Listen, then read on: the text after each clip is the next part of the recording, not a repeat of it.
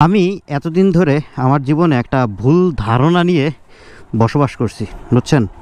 ধারণাটা হইলো, আমি আগে চিন্তা করতাম আমার জীবনে প্রচুর পরিমাণে দুঃখ, খালি দুঃখ আর দুঃখ। এখন আমার রিয়েলাইজ হইলো যে আমার জীবনে দুঃখ না, আমার এতগুলো দুঃখের মধ্যে একটুখানি জীবন। বুঝতে পারছেন? মানে যেই একটু ভালো থাকতে যাই সেই 100টা দুঃখ মনে করেন যে আমার সামনে চলে আসে, যে এই নাও তুমি সুখে দিন কাটাবা। হ্যাঁ, তা হবে না। কয়দিন আগে পরীক্ষা শেষ হয়েছে, চিন্তা করলাম একটু চিল করব, কয়েকদিন একটু ঠান্ডা মুডে টুডে থাকবো, কোনো প্যারাপুরি নিব না।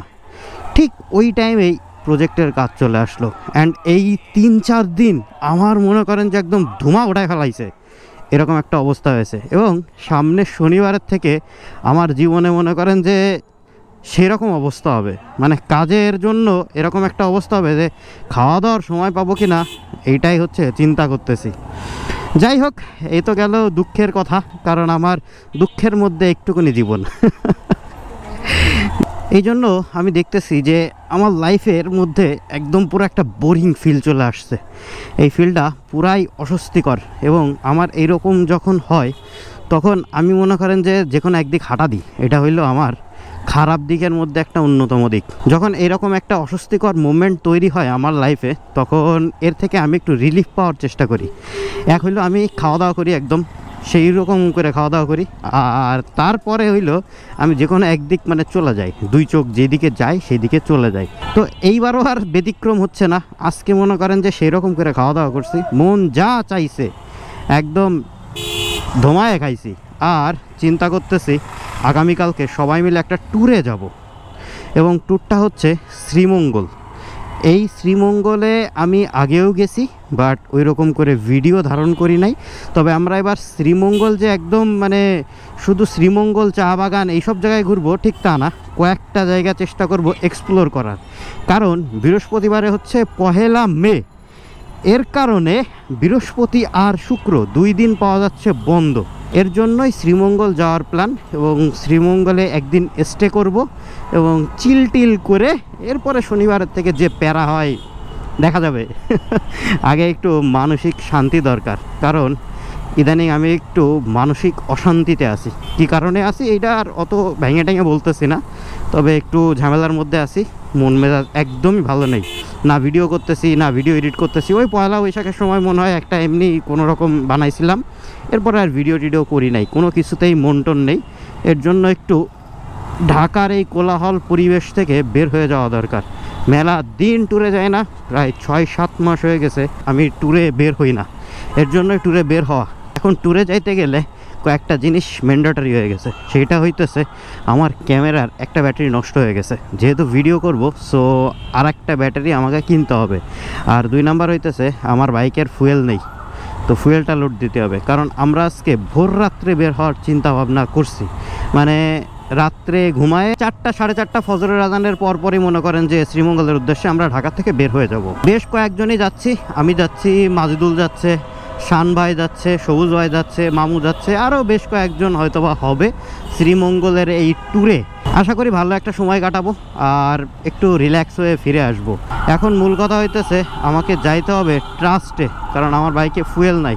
আর ভোর রাত্রে পাম্প খোলা থাকবে কি থাকবে না আমি শিওর জানি না, যার জন্য ট্যুরের আগে আমি সবসময় আমার বাইকে ফুয়েল ফুল রাখি, যে কোন সময় কোন জায়গায় যাব, কোন জায়গায় ফুয়েল পাবো কি পাবো না, ভালো ফুয়েল হবে কি হবে না, যার জন্য টাঙ্কি একবারে ফুল করে নিয়ে তারপরেই বের হব।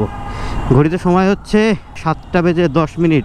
আয় হায়, আমার বাইক 50,000 পার হয়ে গেছে, আমি তো খেয়ালই করি নাই। 50,000 26 কিলো চলে গেছে। বাহ, মেলা দূর বাইক চালাই ফেলছি। এটা আমি আসলে খেয়াল করি নাই যে 50,000 কখন পুড়ে গেছে। যাই হোক, হিরো হাং 50,000 কিলোমিটার চালানো হয়ে গেল।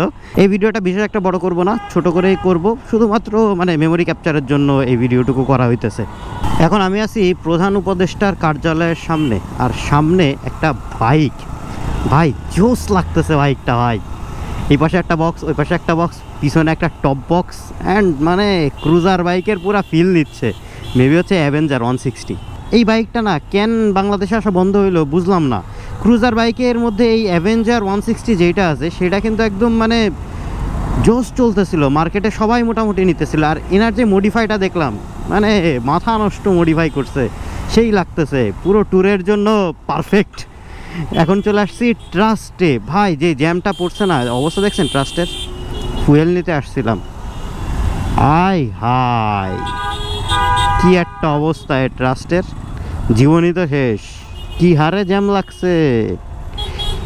যাই হোক, ফুয়েলটা নেই, ঘড়িতে সময় হচ্ছে 7:23। ফুয়েল নিয়ে বের হইতে হইতে কত সময় লাগে উপর আল্লাহ জানে।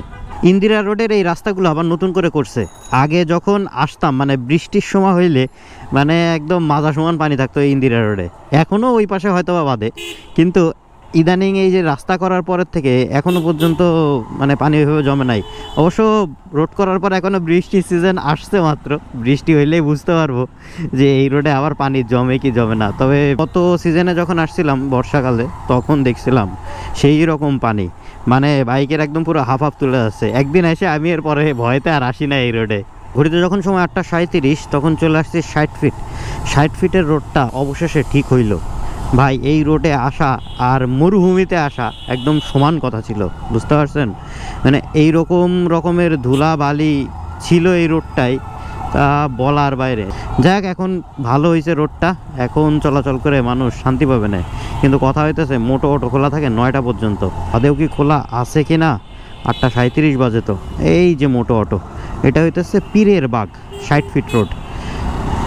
একটু রং মারতে হবে, কিছু করার নাই। আমরা যারা বাইকার আছি তারা মোটামুটি মোটো অটোর সাথে ভালো পরিচিত, কারণ আমাদের অনেক বাইকের এক্সেসরিজ প্লাস হচ্ছে আমাদের ভ্লগিংয়ের জিনিসপত্রগুলো মোটো অটোতেই পাওয়া যায় এবং অথেন্টিক পাওয়া যায়। এর জন্য আমরা কোনো কিছু কিনলেই মোটো অটোতে চলে আসি। আসসালামু আলাইকুম, ভালো আছেন ভাইয়া? গোপ্রো হিরো 7 ব্ল্যাকের ব্যাটারি দেন। মোটো অটোতে আসলে বেশ কিছু অ্যাক্সেসরিজ পাওয়া যায়, যেরকম হইতেছে এই যে আপনার ডাস্ট কোট প্লাস রেইনকোট নিয়ে আসছেন না ভাইয়া? রেইনকোট নিয়ে আসছেন না? রেইনকোট আছে, হেলমেট আছে। আরে আমি নিতে আসছিলাম এই যে ব্যাটারি। আচ্ছা, হিরো ব্ল্যাক 7-এর ব্যাটারিটা শেপটা এবার একটু চেঞ্জ করছে, একটু রাউন্ড করছে। আগে তো ছিল হচ্ছে 4 কোনা, একটু রাউন্ড করছে। টেলমেট সবই আছে, হেলমেট মেবি ওই পাশে বেশি আছে।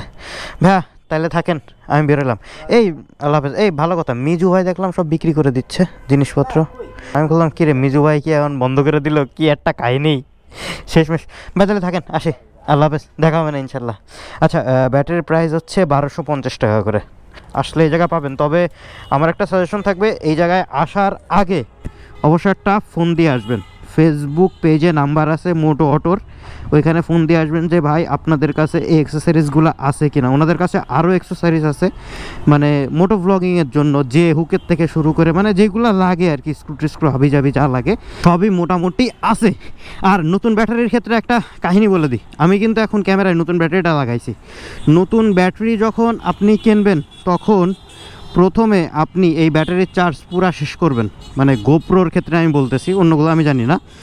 তবে আপনাকে এই ব্যাটারির চার্জ ফুল শেষ করতে হবে, দেন এরপরে আবার ফুল চার্জ করবেন, এরপরে হচ্ছে আপনি ব্যবহার করবেন। ফুল চার্জ না করে যাই নিয়েই চার্জে বসায় দিবেন না, এই কাজটা খুবই খারাপ এবং ব্যাটারির জন্য ক্ষতিকর। এর জন্য আগে এর চার্জটা শেষ করে নেবেন, তারপরেই এটা আবার ব্যবহার করবেন। চার্জ শেষ না করে যদি চার্জ থাকা অবস্থায় চার্জে বসান তাইলে এটা ব্যাটারির জন্য আসলে ক্ষতিকর। যাই হোক, এখন মোটামুটি কাজকর্ম সবই শেষ।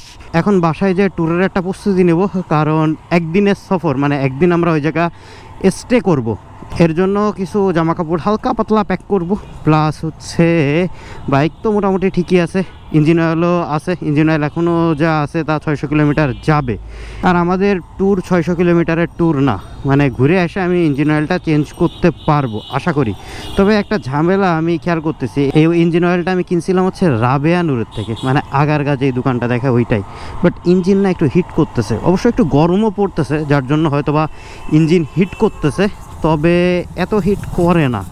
আমি আগে একবার মানে ভুলভাল ইঞ্জিন অয়েল লাগায় খুব বিপদে পড়ছিলাম, আর এখন নকল ইঞ্জিন অয়েলের যে হারে ছড়াছড়ি, তাতে ট্রাস্টেড জায়গা ছাড়া আসলে কেনাই ঠিক না।